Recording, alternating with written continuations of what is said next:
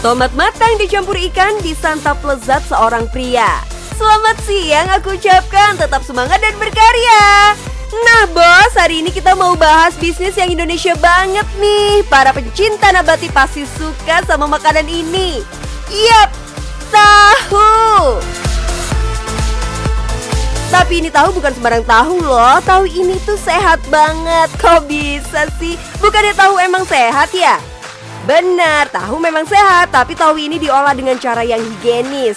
Dalam pembuatan tahu sendiri, selain bahan baku, prosesnya pun tidak kalah penting untuk menjadikan si tahu enak dan berkualitas tentunya. Serta menjanjikan rasa yang enak, meski tahunya diolah dengan mesin. Yes, dengan mesin loh. Kenalin nih, bos tahu zaman now, Pak Theo. Walaupun melanjutkan usaha tahu turun-temurun dari keluarganya, ia tetap menjaga keaslian cita rasa tahunya. Sebenarnya dari karakter produknya sendiri kan tahu ini makanan rakyat ya. Istilahnya setiap orang tuh pasti makan tahu gitu. Mungkin ini juga yang membuat si produk ini tuh bertahan. Memang kami Tahu Yudi ini sangat peduli sama kualitas. Kita akan menitik beratkan pokoknya kualitas nomor 1 gitu. Memang ya bos, sudah jadi konsekuensi untuk selalu mempertahankan cita rasa dan kualitas kalau kita berbisnis di bidang kuliner.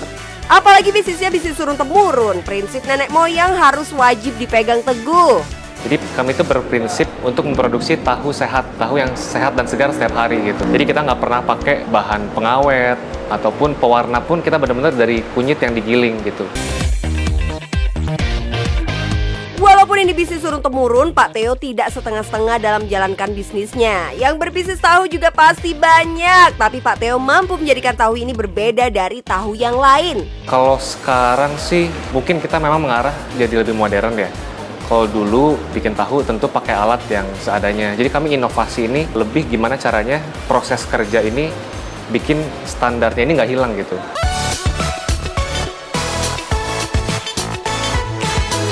Siapa yang pernah makan tahu tapi tahunya asem? Udah lapar dapat tahunya yang asem lagi, bikin sedih aja sih.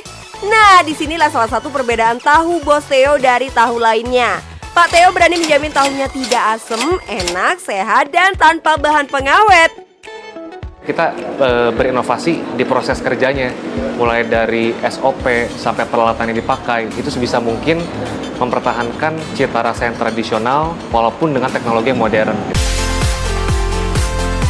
Untuk menghasilkan tahu yang enak dan berkualitas setiap hari itu nggak mudah loh. Inilah yang jadi dasar kenapa Pak Theo dan tim memilih untuk memproduksi tahu secara modern. Mulai dari memilih kedelai yang unggul, kemudian kedelai tersebut diproses dengan mesin mulai dari mencuci, rendam, ekstraksi, koagulasi, dan pencetakan. Kalau kita pakai mesin, memang sih banyak yang berpikir, ntar beda nggak sama tahu yang dulu gitu kan. Malah mesin ini membantu kita tahu yang lama itu nggak berubah gitu. Karena kan kalau tahu ini kan sebenarnya industri yang padat karya ya, sangat bergantung sama skill atau keahlian si yang ngebuatnya gitu.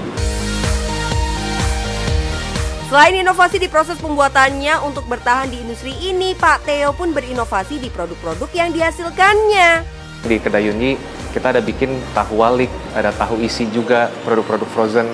Dan kita pun sekarang ada susu kedelai, ada tempe juga gitu ya. Availability produk nggak hanya di toko-toko offline, tapi tentu pasar groceries online yang sekarang udah menjamur. Kita ini sekarang di medsos itu kita menyediakan channel penjualan melalui medsos gitu. Jadi nggak hanya isinya nggak cuma giveaway, edukasi atau yang lainnya, tapi kita juga mempermudah orang untuk beli dengan menyediakan channel mereka membeli lewat medsos. Dan hari ini pun kita sedang memikirkan gimana caranya kita bisa dropship gitu.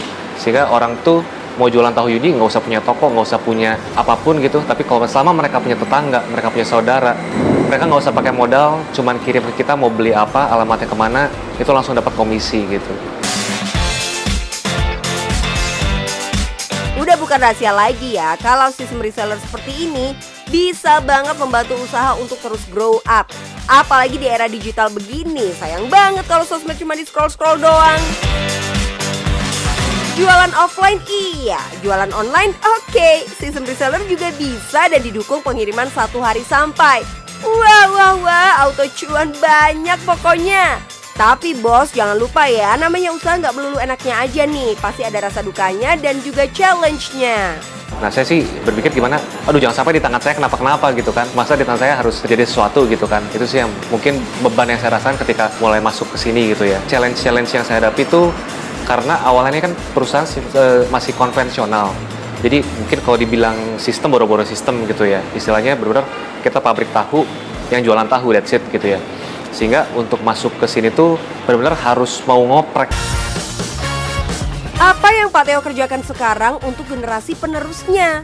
Pak Theo berharap bisnis ini bisa autopilot sehingga sang anak bisa mengejar passionnya juga. Bener-bener gak semudah itu ya bos, melanjutkan bisnis keluarga turun-temurun. Bukan hanya memikirkan apa yang sudah dilakukan generasi sebelumnya, tapi juga harus memikirkan bagaimana generasi penerus akan melanjutkannya. Dulu tuh ya, saya ini sempat di bidang video editing. Ya, saya pernah kerja bahkan ngedit video gitu ya. Udah gitu pernah buka toko ayam goreng juga dulu tuh ya. Terus sampai akhirnya memang saya berpikir untuk, ya udah saya mau pulang gitu kan, kembangin usaha di sini. Pas generasi saya, wah ternyata si usaha ini belum bisa ditinggal, bahasa zaman sekarangnya autopilot lah gitu. Udah jalan sendiri, punya manajemen segala macem gitu. Jadi saya sih lebih berpikir, oke lah, kalau misalnya memang bukan generasinya saya yang bisa ngejar passion, ya mungkin nanti anak saya yang kejar passion gitu. Tapi kalau saya sendiri, saya lebih harus gimana usaha yang sudah dibangun mati-matian gitu ya sama orang tua saya. Jangan sampai gara-gara egonya saya, akhirnya nggak ada yang pegang. Inovasi dan improvisasi tetap diperlukan agar bisnis tetap berjalan dan berkembang. Dan yang penting, cuan bos!